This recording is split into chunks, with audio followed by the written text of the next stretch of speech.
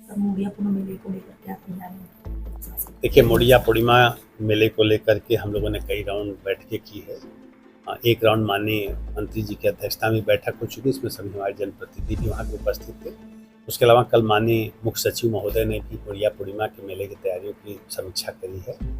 हम लोगों ने मुड़िया पूर्णिमा में, चूँकि यहाँ का ऐसा पर्व है कि जिसमें सबसे ज़्यादा श्रद्धालु पूरे देश से, पूरे प्रदेश से और आसपास के प्रदेशों से बड़ी संख्या में श्रद्धालु जन आते हैं। जो विगत वर्षों का अनुमान है कि 1 करोड़ से ऊपर लोग मुड़िया पूर्णिमा में उन 5 दिवसों में परिक्रमा देते हैं।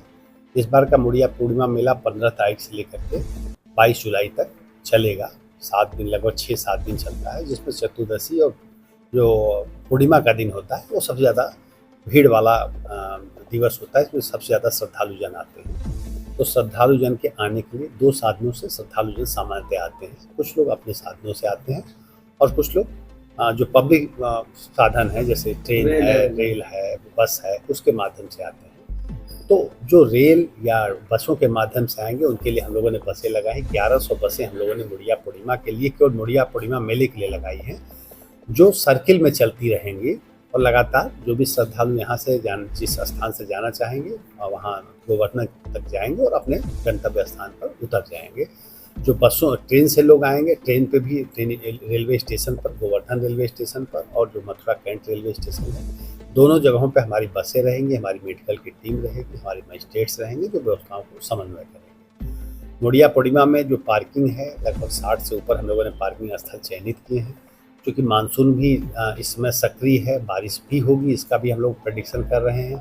तो बारिश होती है तो किस तरह से पार्किंग को व्यवस्थित करेंगे, इसके बारे में भी हम लोगों ने प्लान तैयार किया है।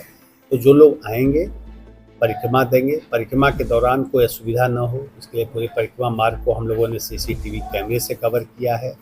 उसके अलावा पूरे परिक्रमा मार्ग पर स्ट्रीट लाइट लगाई गई है और पब्लिक एड्रेस सिस्टम लगाया गया है, जिससे अगर कोई व्यक्ति खो जाए, आपस में मिसप्ले एक दूसरे को न खोज पाए, तो हमारे कंट्रोल रूम के माध्यम से हम उनको मिलाने का भी काम करेंगे अगर कोई एक दूसरे से किसी कारण से अलग हो गया भीड़ के कारण। तो इसके लिए कंट्रोल रूम हमारा जो है, उसमें हमारे सीनियर ऑफिसर्स लगाए जा रहे हैं, जो राउंड द क्लॉक पूरे इसके मुड़िया पूर्णिमा के दौरान हमारा कंट्रोल रूम काम करेगा। कुछ हमारे संवेदनशील स्थान होते हैं जहाँ पर भीड़ का प्रेशर ज़्यादा रहता है, जैसे राधा कुंड हो गया, मुखार बिंद हो गया, और जो हमारा दान घाटी है। ये सब ऐसे स्थल है जहाँ पर भीड़ ज़्यादा होती है। ऐसे मानसी गंगा है जहाँ पर लोग स्नान करते हैं। तो जितने कुंड हैं, हमने सभी कुंडों की बैरिकेडिंग कराई है। मानसी कुंड में लोगों को स्नान करने में किसी तरह की असुविधा न हो, वहाँ व्यवस्था की जा रही है। वहाँ अलग से अधिकारी भी हम तैनात करेंगे जो इन व्यवस्थाओं को देखेंगे। 12-12 घंटे के अधिकारियों की ड्यूटी लगाई जा रही है और उनको निर्देश दिए गए हैं कि जब तक उनका प्रतिस्थानी ना आ जाए वो ड्यूटी नहीं छोड़ेंगे। और उनकी ऑलरेडी ब्रीफिंग भी हम लोग कर चुके हैं और उनको अलग अलग जोन बांट दिया है। ऐसे 21 जोन और 62 सेक्टर में हमने पूरे मेला क्षेत्र को बांटा है। उन सेक्टर्स में, उन जोन में बिजली विभाग के लोग भी रहेंगे, सफाई के भी रहेंगे, हेल्थ डिपार्टमेंट के भी रहेंगे और मजिस्ट्रेट और पुलिस के लोग भी रहेंगे कि किसी भी तरह के किसी को सहयोग की ज़रूरत होती है तो सहयोग करेंगे। और मुझे उम्मीद है कि हम लोग जो तैयारियां कर रहे हैं उसमें मेले को हम बेहतर ढंग से आयोजित कराएंगे और लोगों को जो यहाँ आ रहे हैं श्रद्धालुजन, उनको किसी तरह की असुविधा नहीं। सर, नए बस स्टैंड के सामने जहाँ से बसें जाती हैं यात्रियों को लेकर, वहाँ के हालात इतने खराब है कि लोगों को निकलने में काफ़ी समस्या हो रही है।